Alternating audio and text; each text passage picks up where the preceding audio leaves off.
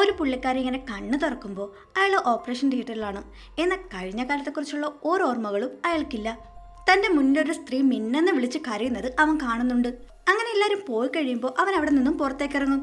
ആ ആത്മാവിന് താൻ ആരുടെ ശരീരത്തിലാണ് പെട്ടിരിക്കുന്നതെന്നും ഇത് തൻ്റെ ശരീരമാണോ എന്ന സംശയങ്ങളും എല്ലാം ഉണ്ട്.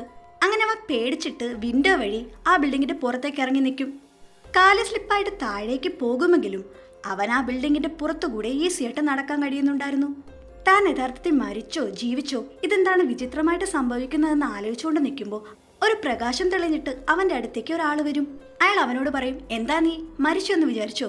എന്നിട്ട് അവനൊരു ഇടി കൊടുത്തിട്ട് പറയും, നീ മരിച്ചിട്ടില്ല, ജീവനോടെ ഉണ്ട്. ഈ ശരീരം നിനക്ക് കിട്ടിയൊരു ഹോം സ്റ്റേ ആണ്. ശ്രദ്ധിച്ചു കേട്ടോളൂ, നിനക്ക് ഈ ശരീരത്തിൽ 100 ദിവസം ജീവിക്കാൻ കഴിയും. അതൊരു പ്രൈസാണ്. അങ്ങനെ അവൻ ആ ബിൽഡിങ്ങിന്റെ അകത്തേക്ക് ഒരുവിധം കയറിക്കൂടും. ഏഞ്ചൽ അവനോട് വന്നിട്ട് പറയും, ഈ ശരീരത്തിനുടമ എങ്ങനെയാണ് മരിച്ചതെന്ന് ഈ 100 ദിവസത്തിനുള്ളിൽ നീ കണ്ടെത്തണം.